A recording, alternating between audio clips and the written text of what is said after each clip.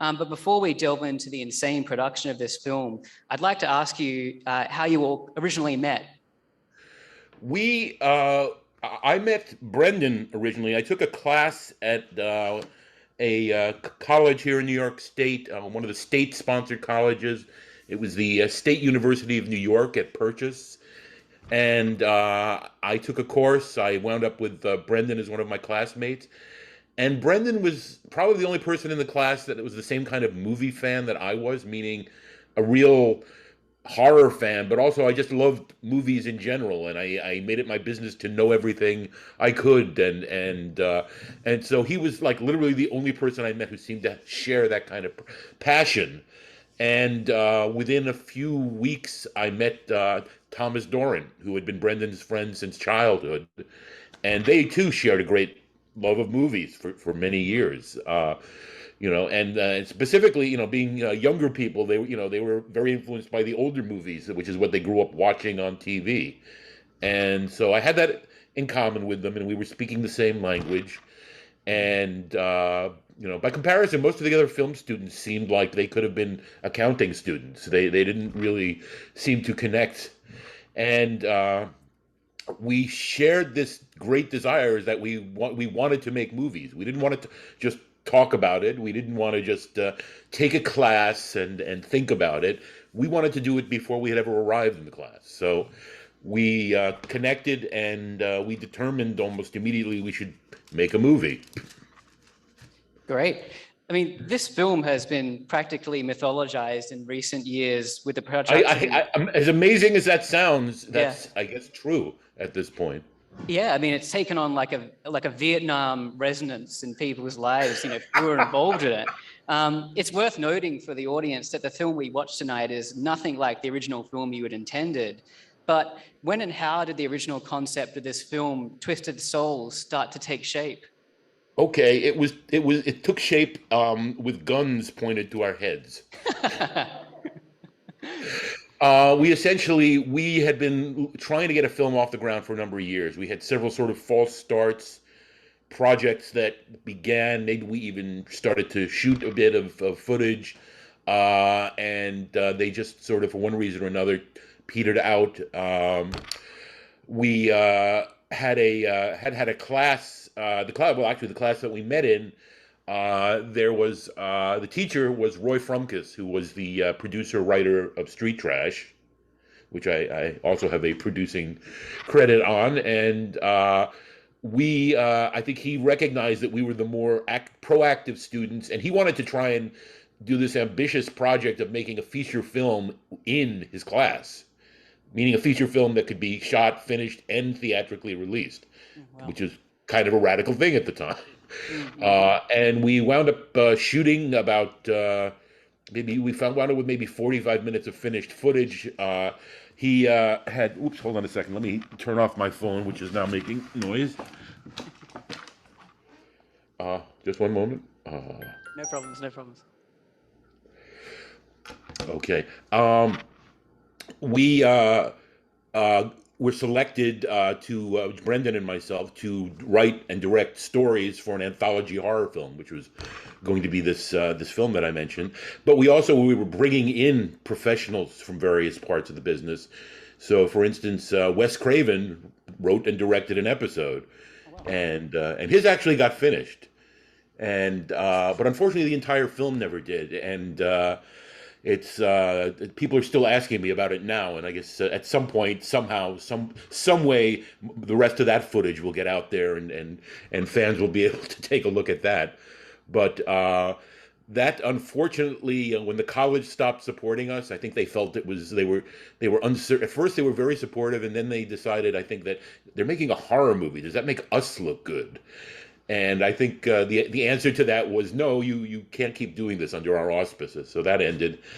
And then Brendan and myself, I met Tom Doran, as I said, through Brendan in the class, and we began to just like hang out all the time and talk about the movies we would like to make. And then there were a series of projects over a number of years, like I said, that we shot.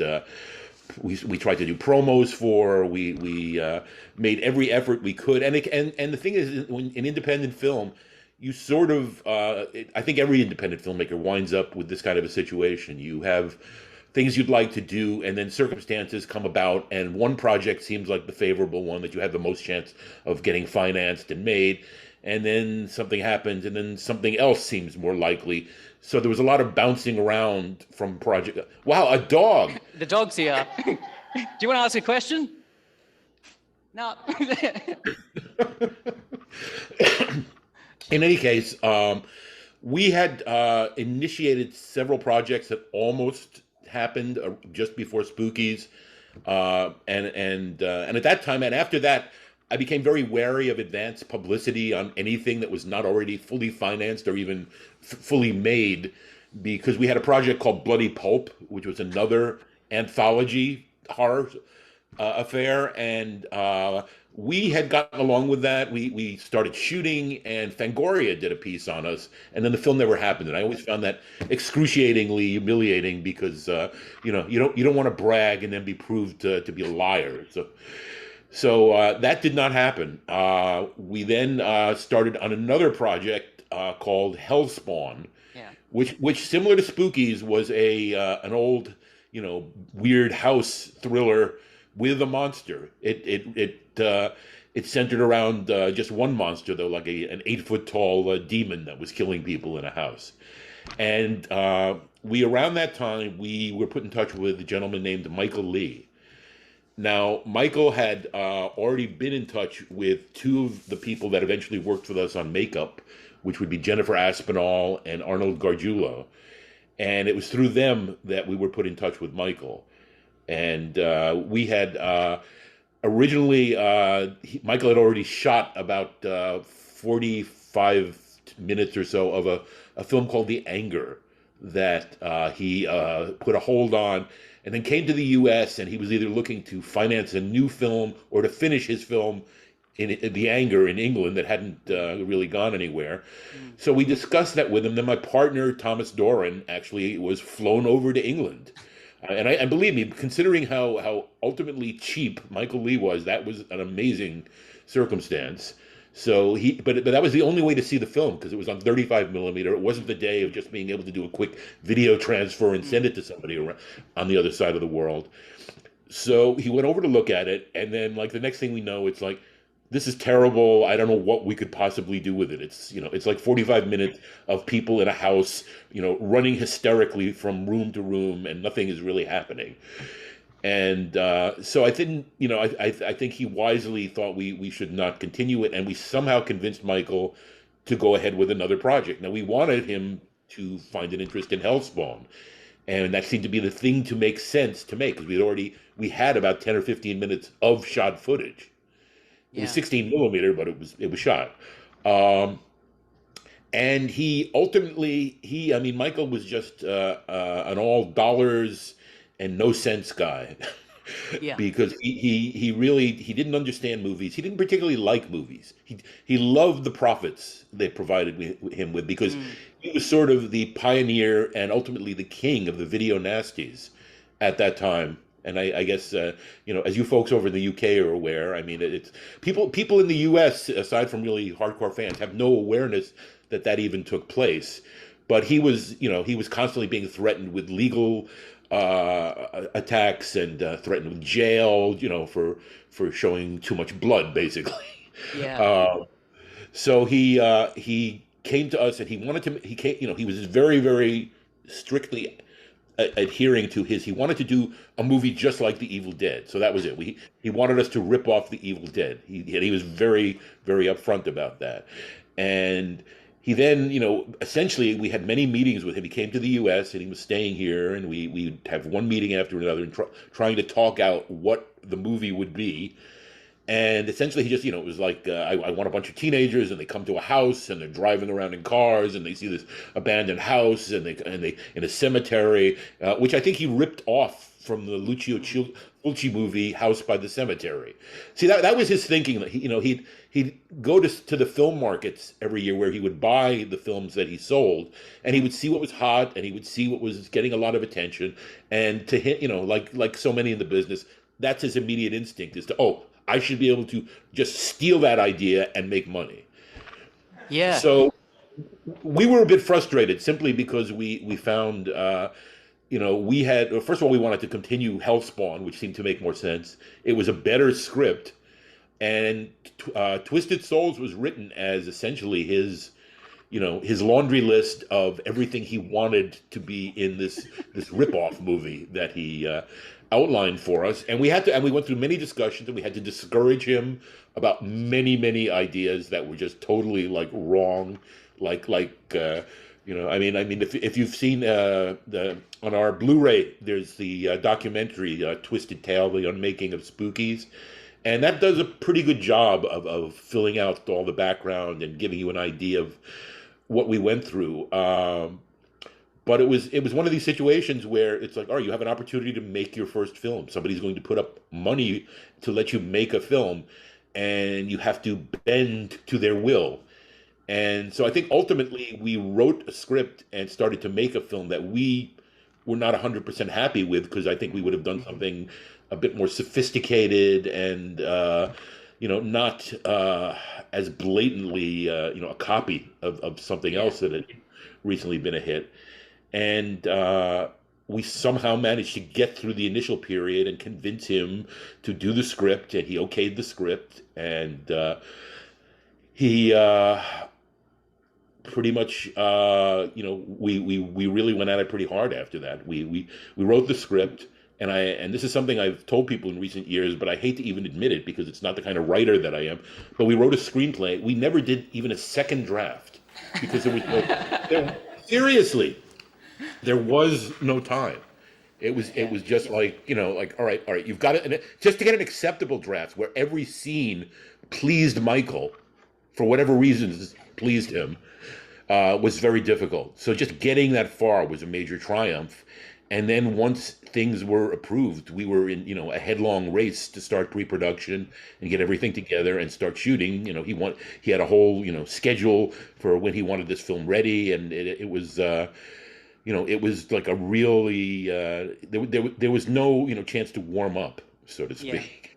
Well, Spookies is like, watching it, it's a spectacular mess because it's Oh almost like yes. it's like a chamber horror piece that just dropped acid. It's like the old dark house on some kind of LSD.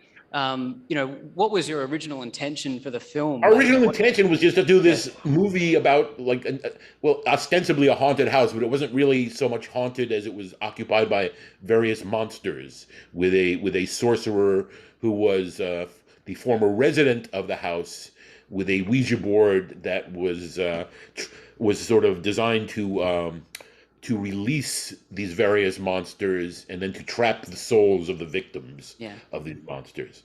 And as you know, in the film that became Spookies, that was sort of taken. A framing story was yeah, introduced about that, and we wound up with an entirely different movie yeah. with entirely different motivations for what was happening.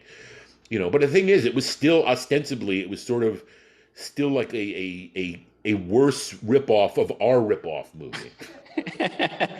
The film has a great cast as well, actually, and a lot of these actors seem to be having a lot of fun with their roles, and it's kind of fun to see Charlotte Seeley or Charlotte Alexandra pop up, who had actually worked in Europe with Valerian Borowczyk, and then later with Catherine Breillat and a real young lady. Yeah, yeah. What was the process of casting, like for this? We just put out an open casting call. I mean, Yeah, you generally in New York City, you had the trade yeah, papers, show business was one of them, and you just place like essentially a want ad and with a list of your cast and who you wanted, etc. And Charlotte, I feel we were very fortunate to get. And to tell the truth, at the time, she never brought up her past films, yeah, and and it wasn't as easy to access information as it is now. And I had no idea of her history doing. She did erotic films in Europe. She did a number of things. She was the Virgin Mary in Monty Python's Life of Brian, and that when I found this out like a couple of years later, it just blew me away. The property you actually shot out, the John Jay Jr. estate, that's quite a stroke of location genius because it's a real place, not a set. And how did you find this place? And what Well, was it? we were, I mean, we lived in Westchester County in New York State, and we were Yeah, looking for someplace within a reasonable distance. And at one time, there was a house in Connecticut that we had looked at for another project. And that seemed like a good possibility that we might, go with that. And I mean, it had the right look, etc. And we knew we could get it. But that was like, 45-minute drive from where we lived. And amazingly, we found this house, which was in Rye, New York. It was about 10 or 20 minutes from where any of us lived, and it visually and in terms of what the interior was like, etc.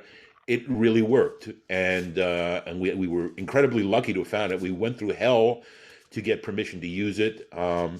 The owner was very reluctant at first, and in fact, the owner just wanted to take the property. Bear in mind, this is like a 19th century mansion, and it was owned and lived in by one of the former attorney generals for New York State, and there was some recognition of this in the town and in the county, but it was not really regarded as an important historical site. It was sort of dilapidated. The woman who owned it was her ideal dream would have been to just tear it down, level the property, and build condos. Now but when we went to get permission to use it, we had to get permission from the town because the town had because it did have some historical significance. We had to get the town to okay us. And that was, we had a couple of meetings with the town council, and that was a very dramatic affair. And because, again, it's a horror movie, there's always this skepticism as to whether this would be a good idea. And what happened in the long run, though, is we got the permission, we shot the film, and it was not long after that the film was all over and done, etc. But because I think of the publicity we had brought to it and the fact that people became aware of it again, it was shortly after declared a national historical site, so nothing could be torn down. Wow. I also hear it was haunted potentially as well. Yes, I heard that from everybody on the production, except fuck it, I never get to see any ghosts. My favorite aspect of this film are the monsters, which are just beautifully constructed by an incredibly talented team of VFX artists. You had John Dodds and Vincent Gustini. Again, we really lucked out. This was part of what we were looking to bring into anything we were doing, because we had a couple of people we had already met that did this type of work, and we thought, all right, this is at least a major plus. We've got somebody who has some idea how to do this kind of effects work, and that's certainly something that can add up to a commercial film. And we at first, let's see, Arnold Gargiulo was our original makeup head. He eventually, sad to say, his work just became less and less acceptable. It just became downright sloppy and unacceptable. And I had to take his assistant, who was Gabriel Bartalos, and move him up. And Gabe was like, 19 years old. And he'd never done a feature film before. And Gabe stepped up, and he really took control and did as fine a job as I could have expected under the circumstances, bearing in mind that these types of effects, like puppetry and this type of stuff, that these type of films sort of really initiated, I think, with films like Gremlins, and then there were lower budgeted variations like Ghoulies and things, and this kind of effect work became kind of standard stuff. So we were amongst, I guess, slightly after Gremlins, I think, and part of the reason the film is named Spookies is because it sounds like Ghoulies, of course. So we knew the kind of film we were going to make. I think we didn't know at the time how difficult it would be to make those effects work properly for every shot. Because, as I said, we were sort of pioneering that it wasn't like there was a whole set way of doing everything and we knew exactly what to expect. We literally, I would say almost every one of the monsters was ready well, in some cases, literally seconds before it appeared on screen for the first time, and we had to sort of take it as it came. And like, I don't know if you've ever worked with effects on set, but they even on the big productions, they do not always work, and in fact, they usually screw up consistently before they work. Yeah. So how did John Dodds actually get attached to the project? John was one of the people we sort of knew indirectly through people around that Yeah. time, and then we knew the stuff he had done, and he had a reputation because he had done several short films of his own, animations, really nice stuff, very wonderfully designed and all that, and he had done effects work on a few very low budget features at that point, and we felt he was certainly someone we wanted involved. And he was very different than in terms of what he did in terms of Gabe and Jennifer Aspinall, who were the two other prime people that did effects. John worked in his own studio, made all of his stuff at his home, and then brought it to the set.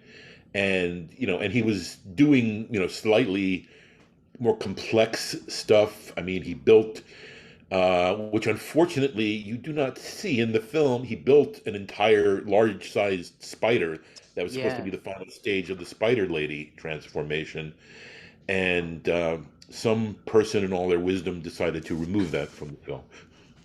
Yeah. Well, actually, the Spider Woman was one of my favorite monsters in the I, film. I think it's probably the best scene in Yeah.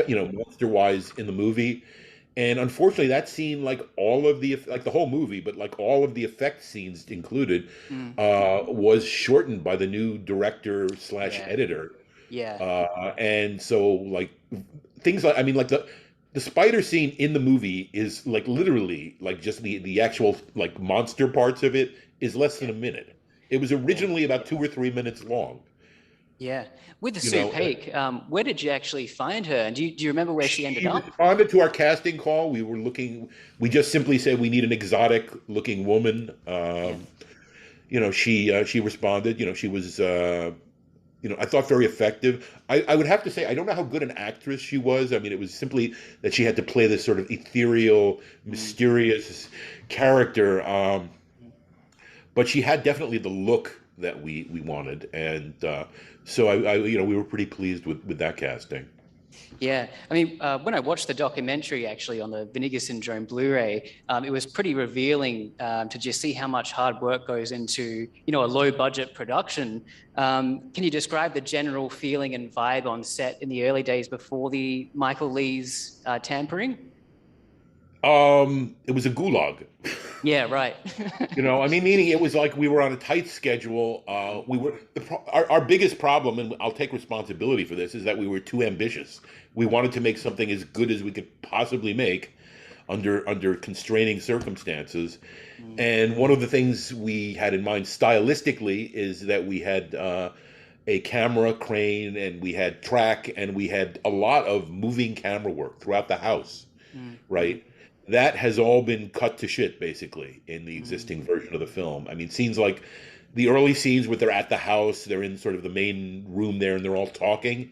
Mm. Originally, that was tracking shots, moving around the room between the characters, etc. And very little of that remains. It's now mostly direct cuts. Most of the scene is cut out. It just, I would to quote my partner Thomas Doran, there's not one cut remaining in the film that was the original way that it was intended. Yeah. That everything was changed. Lots of it for literally no reason, including taking better takes out and putting in worse takes of things. Out of curiosity, how long was the production in the first half? When you shot Twisted Souls, how long did that actually take? It was, I forget the exact number of weeks we were originally scheduled for. I think we were scheduled for something like 6 or 8 weeks, which is actually a fairly generous time frame for a low budget picture. Yeah. But because I would say largely because of all this effort we took trying to get these complicated moving shots, Mm. and because of the effects being unpredictable and how well they would work at any given point, that added to our schedule. So we wound up in conflict with our backer, who was then at that point, and Michael was like not a very trusting person to begin with. So he thought anything we did that was not to his liking was a deliberate attempt to screw him. Mm, and mm. he would vocally tell us this.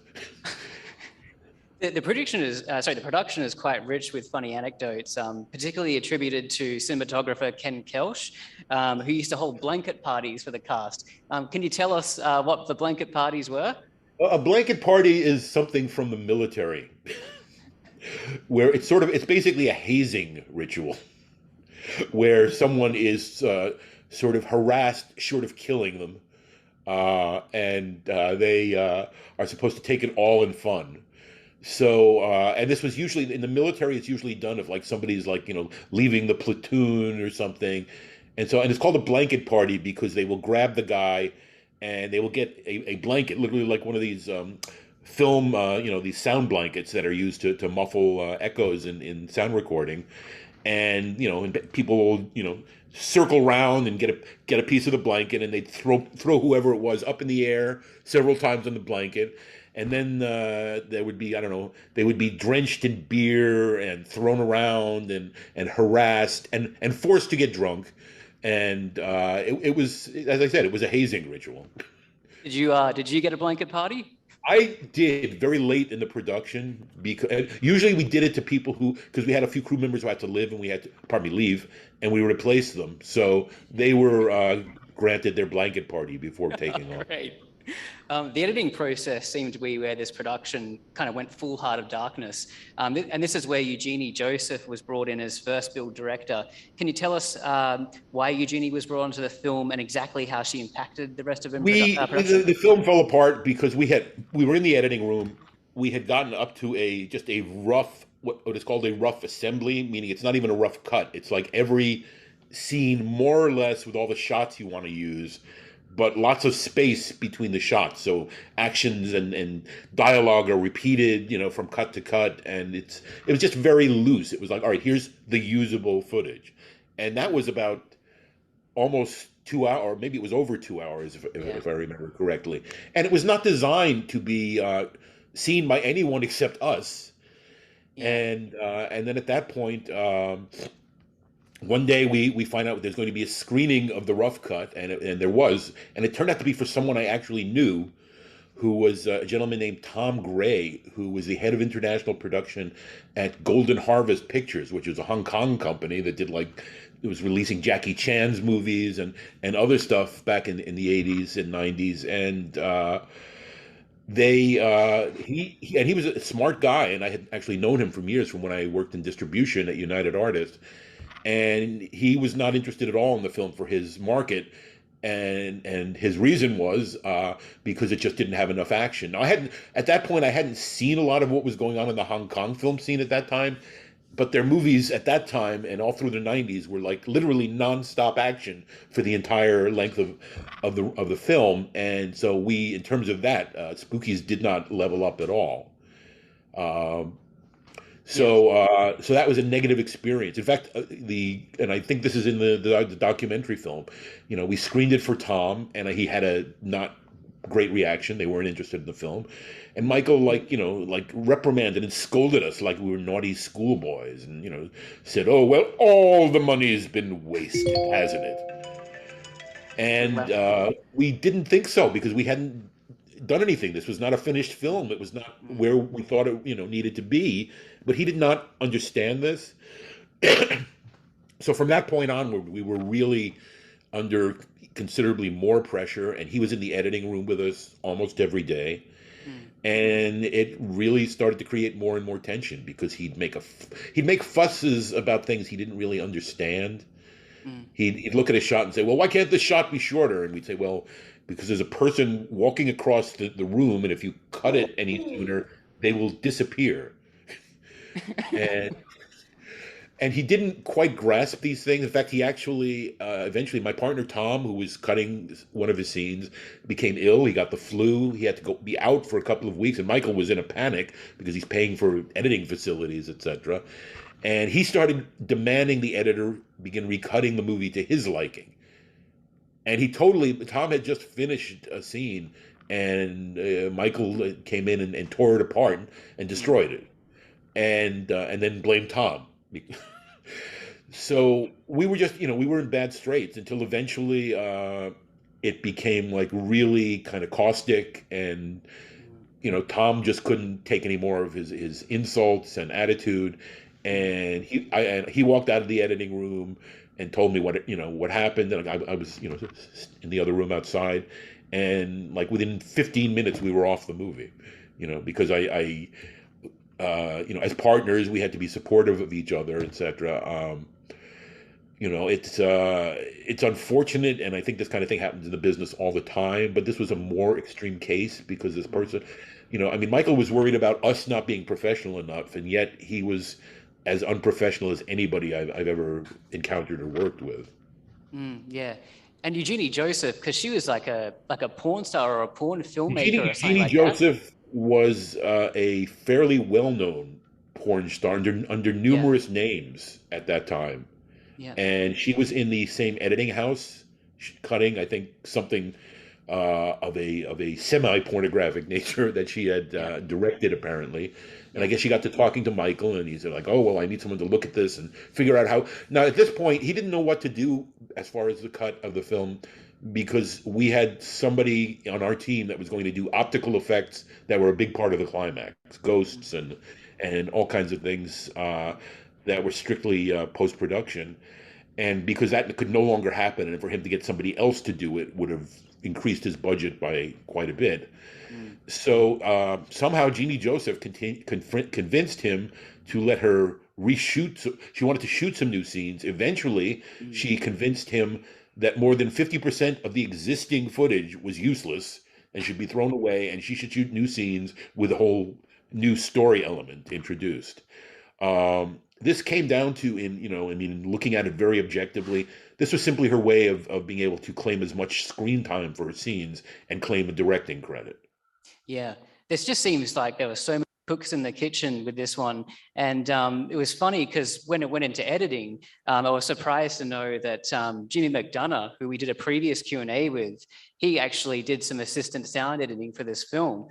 He actually did the fart noises for Yes, I know. the monsters. I've had a Yeah, few very testy back and forths with him at times yeah. on the internet. Because he seems to feel like he did something magnificent. Yeah, well, sounds like Jimmy. Yep. Yeah, Yeah. and he was gloating about it basically, and I sort of had to confront him and say, "All right, do you take such pleasure in fucking over another filmmaker's film?" Um, Um, I mean, however mutilated this film has become, it has a pretty substantial cult following at the moment. which You know, is a miracle. yeah, I mean, you had pirated copies of the film in Bangladesh, a screening at the Alamo Draft House, and then it was on the Joe Bob Briggs show as well. How have you reacted to this recent Well, explosion? I mean, let's put it this way: this film's like sort of paralyzed our careers at the time because we were not happy at all with the film. We did not want to have to show this to people as an example of our work to get funding to do more films. And at the same time, anybody who did see it had an extremely negative reaction, as far as production companies or whatever. Um, so we sort of had to live it down, unfortunately. I mean, Yeah. nothing at that. We still felt, our monster scenes were, even though they were drastically cut down, incorrectly edited, and basically nothing like we intended. But that the effects work shone through. Mm. The overall atmosphere that we tried to create still sort of came through. Um, but for many years, there was no way to come out on top of it. I couldn't. I couldn't get anyone to see it and actually think that I should make another film. Yeah, geez, sorry. Do you know, where the original footage has gone, like from Twisted We wish Souls? we did it. I'm sure. If the last we heard, somebody asked Michael Lee directly, Yeah. and he just said it's gone. It's trashed. And knowing him, I mean, I knew that. I mean, he would never have spent the money to store it. Mm, mm. Moving away from spookies momentarily, before we wrap up, you have a really cool story about being a zombie in a Romero film. Can you tell us about that? Oh well, I'm a zombie in Romero's Dawn of the Dead. I am the seltzer zombie If anyone knows the film, there's a scene in the climax where a bunch of bikers break into the mall where most of the movie takes place. One of them is Tom Savini, and myself, Brendan, and myself. This is prior to Spookies. We made the trip out to this mall in Pennsylvania in a blinding snowstorm, and we're on set and we're zombies, and that was a wonderful experience because it was the film wasn't quite as low budget as Spookies, but it was still a low budget film, so it was sort of it was not as formal as any big Hollywood level production would be at the time. I mean, and I got to hang out with the cast and George. I interviewed them. It was a very friendly, sort of down to earth type of working atmosphere. And we were, and the scene we were in was pretty much just total improv. George had already shot. He felt enough to complete the film, and he had some time and he had some money, and he was continuing to tinker with ideas and continue to do scenes. So a lot of those scenes with the zombies towards the climax, the bit where they get hit by they break into the bakery and they get hit by pies, and then I get hit by seltzer. That was sort of just an idea that he had that he figured, oh, this is crazy. Let's see if it works, and it wound up in the finished film. I was actually surprised. Mm. So I was there for that. I was there for a number of things, including Tom Savini's death scene, where he does a flying leap off a balcony, which he did onto a mat or a platform constructed of bound together cardboard boxes, which is actually a fairly common technique to cushion. And he like only half landed on it. He almost missed it. God, wow. And can I ask, what does the future hold for Spookies and Frank Farrell? Are there any juicy details you can give us? Well, we're now negotiating for the Universal Pictures remake of Spookies. No, that's nothing like that has happened. What is happening is because since the Blu-ray release and the fact that the film has finally gotten out to a much wider audience in excellent quality from the original negative, when for years all that existed was a mediocre VHS that where and the same and the first DVD which was released in the UK was from the same source, so there was never really a quality version of the film in terms of the visuals.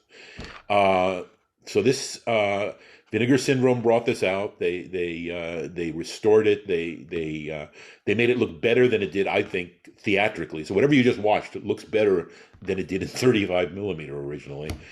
And the attention it's gotten has been a real pleasure and a delight. It's just such it suddenly everything sort of came together and people really revealed that they liked the film. Not everybody likes the film, certainly, but a lot of people have a great deal of affection for it. And I think part of it is because it's such a madhouse. It's such a, it's, I mean, for me, it reminds me of specifically a lot of Italian movies from the 80s, which would have like four different stories going on at once, none of which actually came together in any particular way. And you just sort of had to accept what was going on. Yeah. And finally, for any aspiring or practicing filmmakers, and myself included, do you have any kernels of wisdom you can give us from the cutthroat world of independent exploitation filmmaking? You will suffer. Yeah. I mean, Cool. unless you happen to have a wealthy friend or family that's putting up your budget and you don't have any real responsibility. The biggest part, as far as the biggest dilemma in movie making for me then and for now is simply obtaining the money is always the hardest part. And unless you have a solid track record where people are just literally competing to hand you your production costs, it's always a dilemma. And as I told you when Spookies originally came out, it was of no use in our careers in terms of raising any future production funds. But now people seem delighted with it. I mean, I have people on a daily basis telling me how they love it, or telling me how much it means to them. And for a while, it was hard for me to accept this. I could not come to terms with something that was such a basically a barrier in my life being suddenly hailed and accepted, and me receiving praise for it. Mm. And I have never felt like absolutely, I'm certainly not happy with the resulting film, but I could never even get mildly comfortable with it. But then for the first time about 4 or 5 years ago, I saw it with an enthusiastic live audience. And that made a big difference because they responded to it. They had fun. They loved it, in fact, which I couldn't put my head around very easily. Yeah. Well, cool. Well, thank you so much, Frank. It's been great. It's been an honor talking to you and closing. It's been a pleasure. And yeah, I would like to give you a round of applause. Terrific. What kind of a venue do you have there? Sorry, Frank, what was that? What kind of a venue do you have there? I'm like looking around. I'm seeing like film lights, it looks like, or something. It's kind of like a studio environment that we've hired out. So it's kind of like we've done a makeshift kind of immersive experience. So the screen and the chairs and stuff. Oh, that's great. So it's perfect for these kind of films, essentially. Yeah. Cool.